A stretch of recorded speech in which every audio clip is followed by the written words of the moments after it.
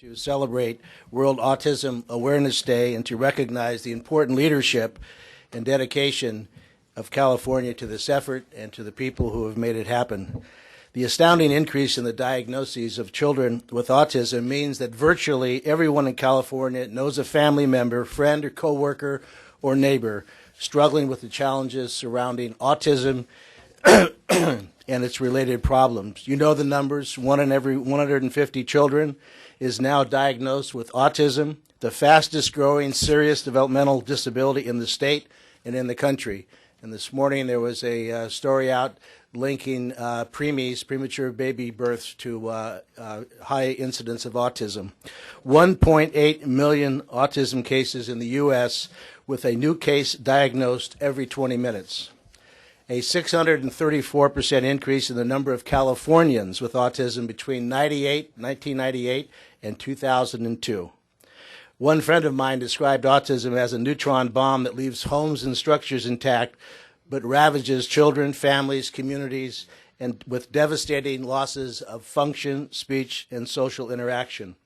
This was underscored recently when a number of us were in San Diego at a high school that had a special education program that was, most of the faculty was pink-slipped. They were told that they would not be returning because of budget cuts.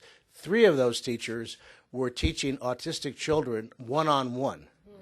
And one of the teachers said the devastating part is it takes so long for a teacher to get the trust and confidence of an autistic child, and they don't take change very well.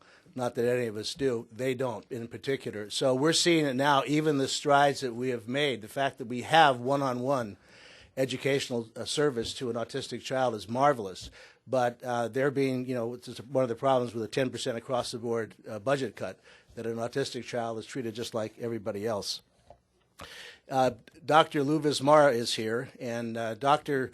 Vismara was the chair, and he reminded me that on the 13th of April, 3 years ago, we established the Blue Ribbon Committee on the Commission on Autism. Lou was the chair, and with his leadership and Barbara Firestone, Senator Steinberg, and others who are here, I'll leave somebody out, I'm going to get in trouble. It's an election year, a lot of campaigns going on, fundraisers, so I don't want to do that.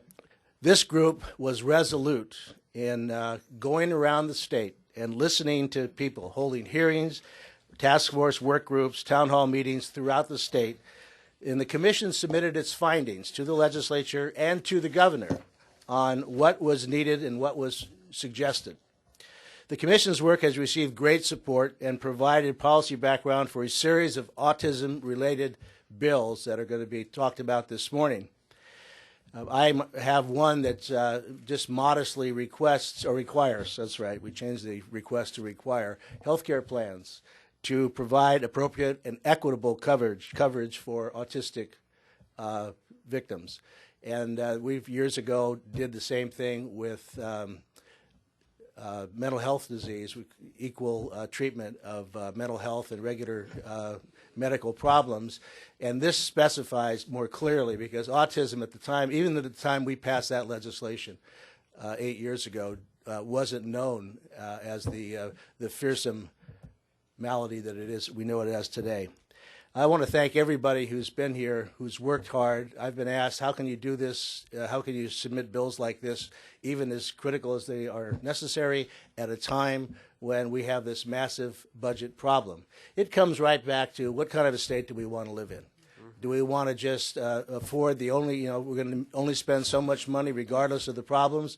Or are we going to create the priorities and then fund programs equal to our priorities? This will be a priority. As long as Democrats are in this building and in the majority, autism will be a priority, a top priority in our budget. And it's just another example of how much we have to do and how few people there are to do it. But in this particular instance, as they've moved around the state, hundreds and hundreds, I would say thousands of volunteers have come forward asking, what can we do to help California move on this very strong autistic agenda? And that's the best news we could have, is that we are engaging the public. So with that, I'd like to introduce my colleague, friend, successor, predecessor? I forget those words. If it means I'm coming after you, I don't want to do that. Darrell Steinberg. Thank you very much, Senator Prada, for all your leadership in putting together this task force, which leads to today's press conference and the bill package, which we are going to discuss. I'm very happy to be joined not only, obviously, by you, but by the Speaker-elect of the California State Assembly, Karen Bass, Senators Tom Torlakson and Senator Lou Correa, and Gary Cole, Barbara Firestone, all of the people whose incredible dedication to this cause has led to today's event. Let me just pick up from where Senator Prada left off for 1 minute. We know the statistics, and they're pretty stark. 1 out of 150 kids, and maybe growing.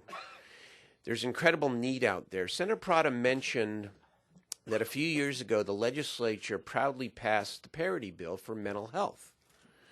And then we were fortunate enough to take Proposition 63 before the voters in 2004, and the voters said yes to funding public mental health.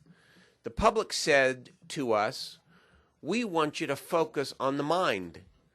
We want to make the mind a priority.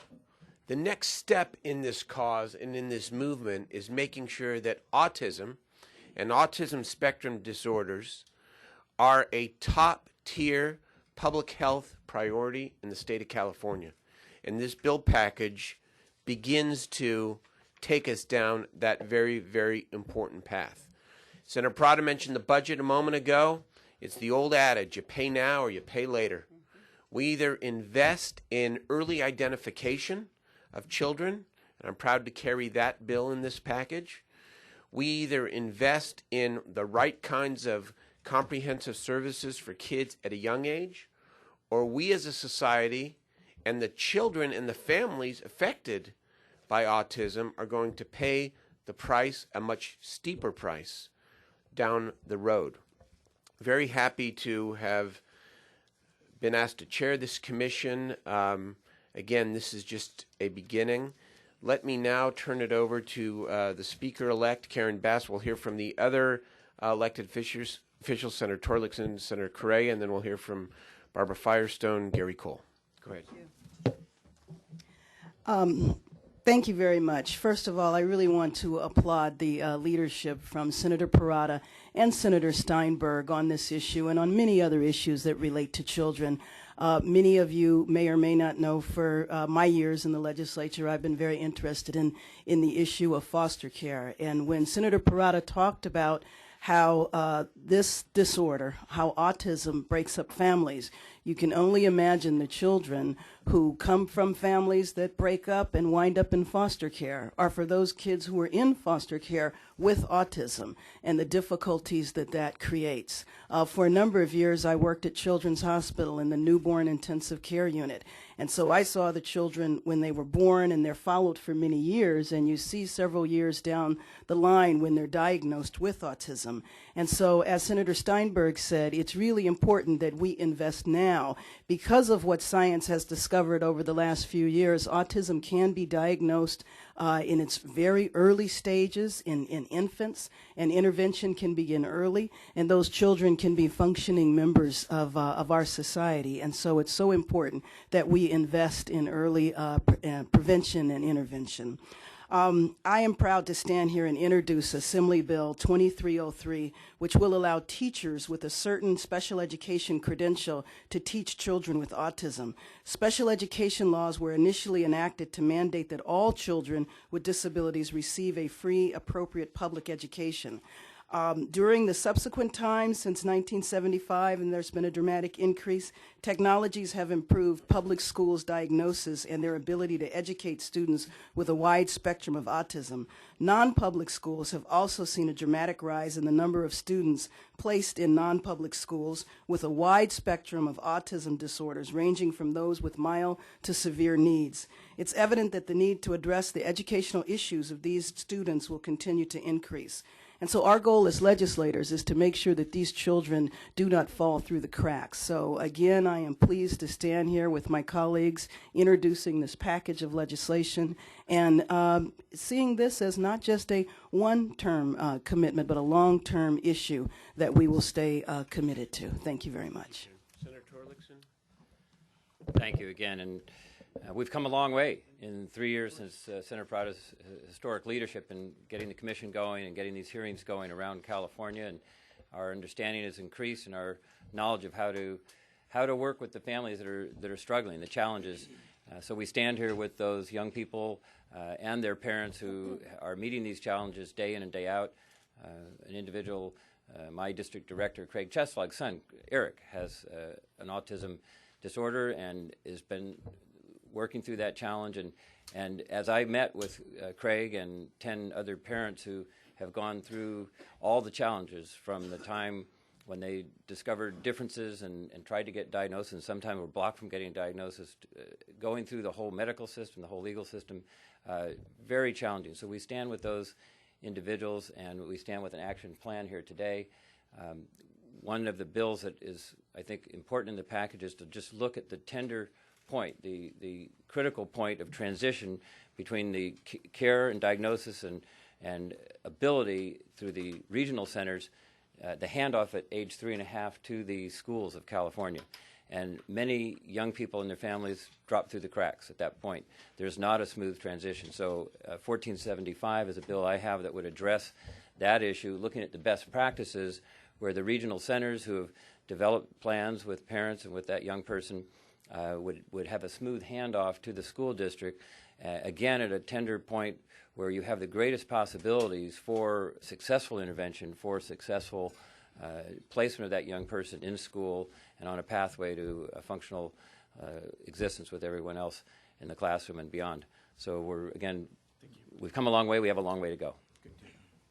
Craig, and then Thank you, Senator Steinberg. A couple of points. Number one, just to think back a few years, I remember about a decade ago when I first started as an elected official, rarely did you hear about autism. Today, as the stats have seen, 1 out of every 150 children are diagnosed. 85%, let me repeat that, 85% are under the age 18. So you can see what's coming at us. Two good developments. Number one, the legislature is stepping up, recognizing the challenge, accepting it, and working ahead. The second, society as a whole. If you go out there and talk to people, I think it's time that we address this issue as a society head on. I'm proud to sponsor Senate Bill 1531 that deals with public safety officers, police, so to speak, and how do you address an autistic child when you see one. Think about the scenario out there. A child who's autistic is out there, an officer may say, stop, or give a certain order. That child is likely not to respond. What happens then?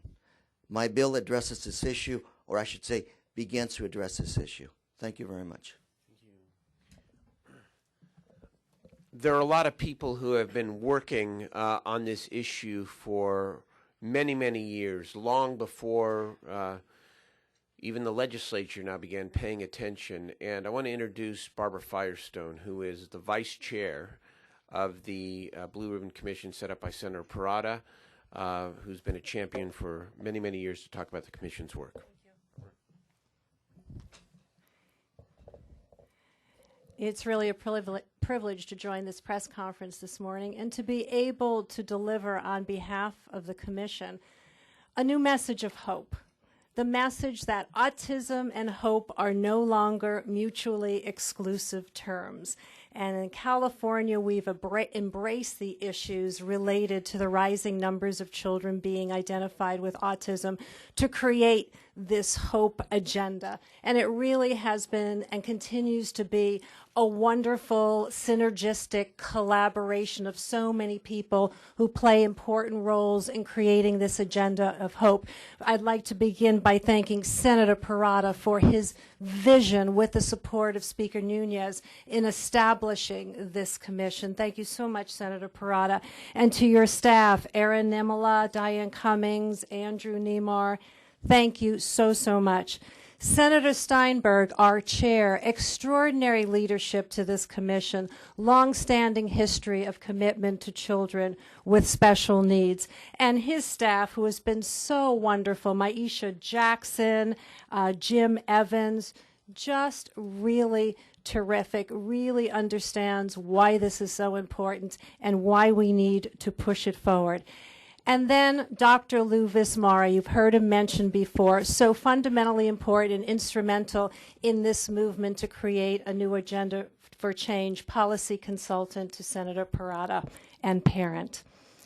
And Sue North and the Blue Ribbon Commission staff, thank you for all of your efforts as well. And we have a Blue Ribbon Foundation that has worked hard on these efforts. And we're joined here by these wonderful elected officials who have joined the effort. Yeah, you are. And it's a wonderful message for parents and families to feel and to sense, because so often the experience when you have those first intuition that your child is developing differently, it's a time of panic and fear and denial and isolation. And what's the next step? Well, we're here to embrace all of these families and say, you're not alone, and we're here to help. And we're here to take California's illustrious history of being at the forefront of helping children with special needs. We're here to build on the tremendous infrastructure and strengths that we already have to identify those gaps and become even stronger and create that change, create those solutions that give so much hope to families in our state. So this was a bold undertaking, and it still continues. And during this process, Senator Steinberg had the wisdom to break us into 3 task forces and suggest the town hall meeting formats. And so it was such an inclusive process, and it still remains an inclusive process, where we had parents and families and consumers and researchers and educators and providers and officials, elected officials, all giving us their feedback, all giving us their input in what would make a difference for them, what were the challenges that they have been experiencing, and how could we move that forward. We have a wonderful commission of 16 members. Rick Rollins is one of the commissioners here this morning, representing parents and professionals and educators, just a wide range, and it's been an inclusive, wonderful process. And again, it's built on a position of strength, and we're all here for a common cause. And so I think we can say with assurance that as we stand here today, this is no longer the dark ages of autism. It's not 30 years ago. It's not like 20 years ago. It's not like 10 years ago, and you know what? It's not even like 5 years ago. And together we are working to open new doors of opportunity for individuals living with autism and new doors of support for their families throughout the state of California. And we hope to effect this change in California and perhaps contribute to policy change in other parts of the country as well. Thank you so much. Thank you, Barbara. You can tell why we're going to succeed here. Last but not least, let me introduce a parent, and I just have to say I've never had the privilege before of introducing the former Vice President of the United States, Gary Cole from the West Wing. Here he is. But I lost. Oh, well. Yes, if only Barbara could show some enthusiasm, we'd be all right. We'd be all right.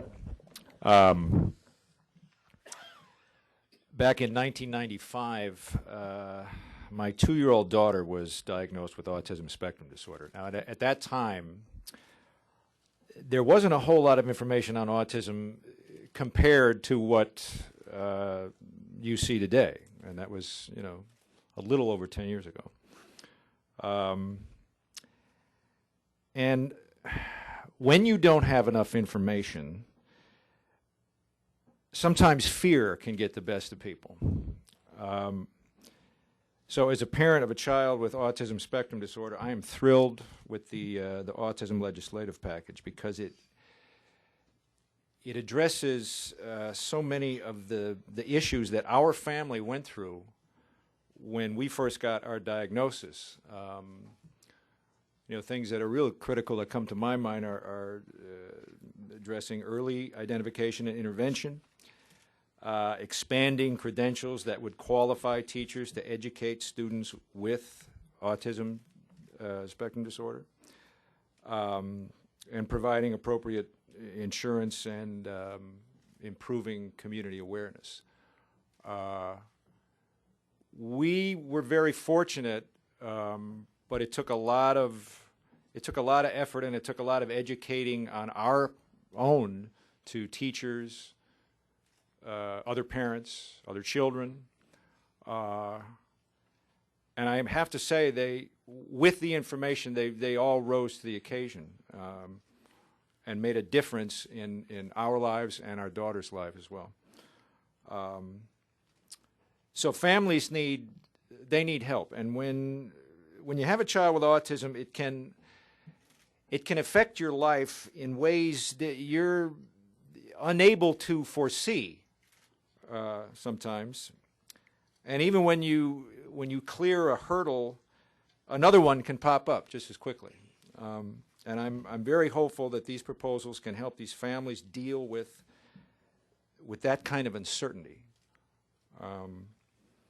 in a more effective way. And I just want to say hats off to the Blue Ribbon Commission, Senator Steinberg, Senator Parada, all the others that spoke here. And it's very comforting as a parent. This is a place that can make things happen. And when